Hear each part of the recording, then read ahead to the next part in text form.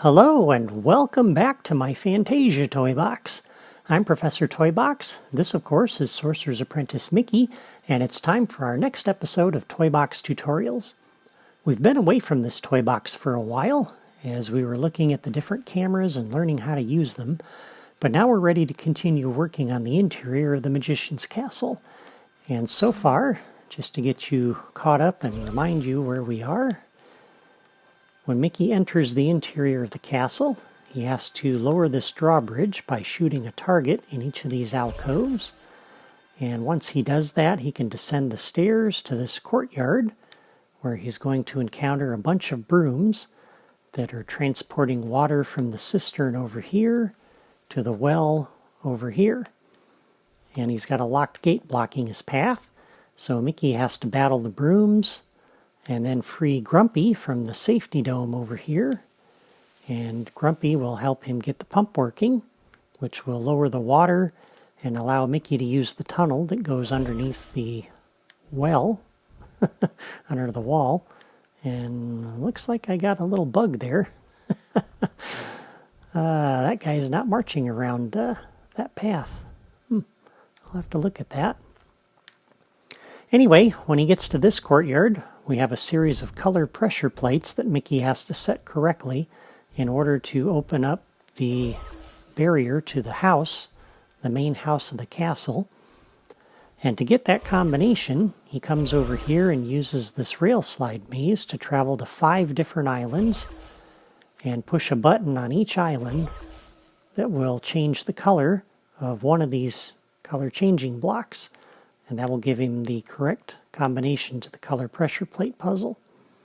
So that's where we were when we left off to go look at cameras. And before we leave this area out over here, there's one more thing I want to do. And that is, I want to set up an enemy guarding this area. And I want him to be marching back and forth along this ledge out here. Now, I've already shown you 2 different ways to set up an enemy patrol route. We used the enemy trail guides over here to get the brooms to go back and forth between the well and the cistern. And we used a path creator tool to get the enemy here to go around in a circle. Although, like I said, I think I have to adjust that path a little bit. He seems to be stuck on that corner there. So that's 2 ways you can do that, and there's a 3rd way. Before I show you that, let me go ahead and push this button and get rid of the enemies here so we can get rid of the lag and work a little bit smoother.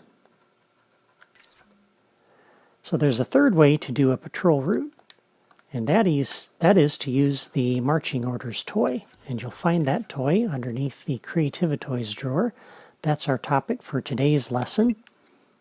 And this toy sets up an area, and unlike the enemy trail guide, this will work with enemies and townspeople and sidekicks, basically any AI-controlled character. And any enemy, townsperson, or sidekick that enters this area will begin walking in the direction that the arrows are pointing. And they'll continue walking in that direction for a little while after they leave this area. It's a distance of about 8 blocks that they'll continue walking. So you can position several of these toys around your world to set up a patrol route. And so I'm going to start with one right here, about the middle of this path, on this seam, and I'm going to back it up a half a block,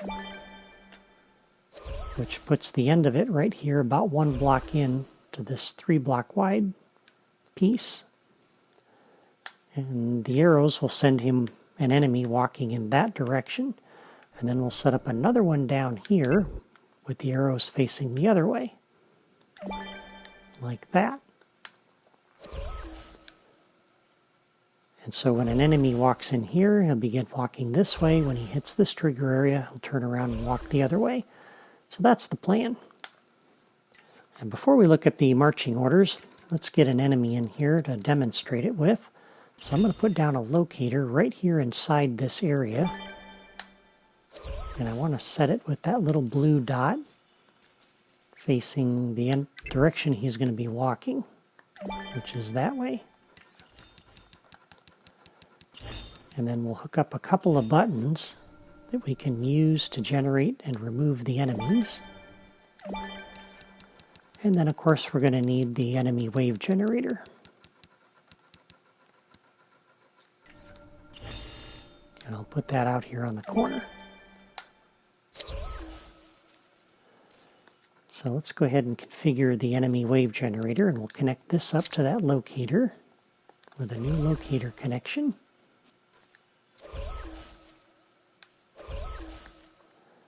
And then we'll come and configure the wave. And once again, I'd like to use the Dunbrock bears, so we'll have to scroll down a little bit. And we'll use this swamp bear.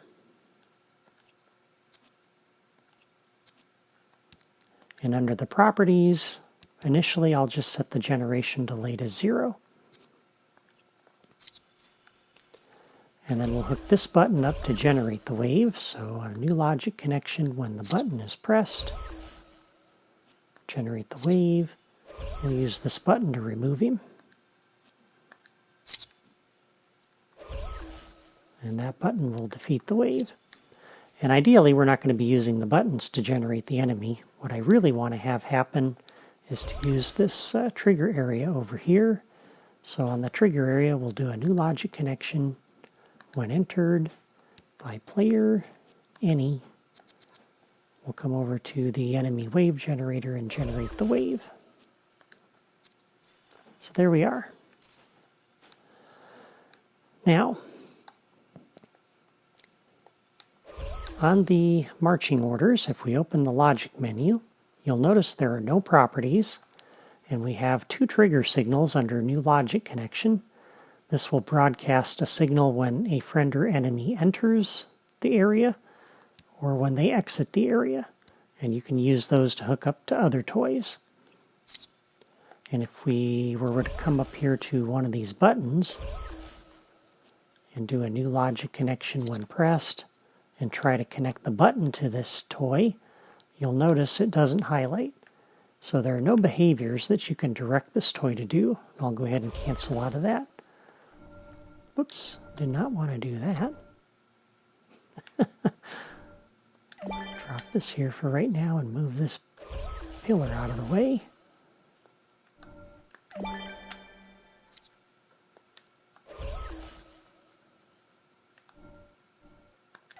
So see, even things can happen to me that I did not expect. Some folks like Papa H and 72 Pringle didn't think it could happen because my videos look like they're so well rehearsed, but things happen, even to me. It's easy enough to recover. Anyway, my point was, that I was about to make, was that you can hook up toys to like the enemy trail guide, like we did with the trigger area over here in an earlier episode, and direct the enemy trail guide to summon the triggering actor, which would be an enemy that walks into that trigger area. And so you can use this toy to attract enemies. You don't have that option with the marching orders. This is a much simpler toy. And so this toy only works when an enemy or some other townsperson or sidekick happens to wander into this area. And so you're kind of at the mercy of that. And so that's one of the reasons why I'm using the locator inside this area to kind of force that issue. So when the enemy appears, he should begin wandering in this direction. Although when I push this button, you're going to see that that isn't what happens. And I want to show you that because I want to demonstrate something. So let's go ahead and push the button. And we'll come out over here. And you'll notice the bear is going to spawn in here. And immediately, now he's going to actually go that direction. When I tested this earlier, well, let's go ahead and just look. So he reaches that area, turns around and begins walking this direction. When I tested this earlier, he didn't do that. So we have another problem, sort of. He's actually doing what I want to do. But when I tested this earlier, the enemy immediately left this area and ran down this corridor because he was trying to reach the safety dome that's sitting out over here. And so I wanted to point out that sometimes the behavior that this toy does, getting the enemy to walk in a certain direction, can be overridden by things like that safety dome. And the way you would get around that, let me go ahead and just take that enemy out of here.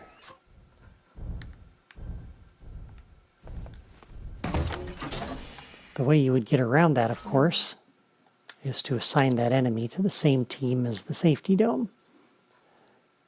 And right now, if we come back over to the safety dome, and we open the logic menu and go into the properties, there is no team associated with this. And the guards here were not pursuing that. And the guards, the bear over here was not pursuing that either. And so you'd want to put all those things on the same team to prevent that from happening. But in this case, that didn't work, so you don't need to use teams here, apparently. But if it does, that's what you would do. And we covered that in an earlier episode on teams. Now, right now, the enemy is marching back and forth. And so I'm going to come stand in his way. And you'll notice he's ignoring me. So it's kind of like the Path Creator tool. The enemy is completely ignoring me. And so that behavior is overriding everything. And this enemy is just going to continue marching back and forth. And he's not going to do anything until I actually destroy him, even attacking him. He's completely ignoring me.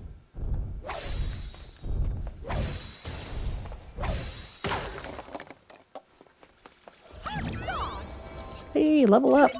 Cool. So that's another difference with this marching orders versus using an enemy trail guide. And that's why I had said back when we covered the enemy trail guide, I like this tool better because you have some properties under here that can control the behavior. You have their marching speed. You have a focus level, which you can drop to make the enemies take their attention off of that toy and onto you. You have the teleport when unreachable property. You have the logic connection that you can use to hook up toys to get that enemy trail guide to summon an enemy. This marching orders is very dumb. All it does is if an enemy walks into here, it sends them walking off in a certain direction. And so that's some of the advantages and disadvantages of using the marching orders over something like the enemy trail guide or even the Path Creator tool, because you have those properties under the Path Creator tool that we looked at, or actually under the enemy trail guide. For the toy box path that you can use, you can turn off these flags to get that enemy to stop walking that path and start attacking you. But you don't have any of those options with the marching orders. So that's the marching orders toy. Next week we'll move on to the castle's main house and look at another Creativa toy. Until then, I want to thank you for watching my video today, and if you found it helpful, please give it a like and leave a comment to let me know. Don't forget to subscribe to my channel or follow me on my blog if you haven't done that yet so you don't miss the next episode. That's all for me today. Take care.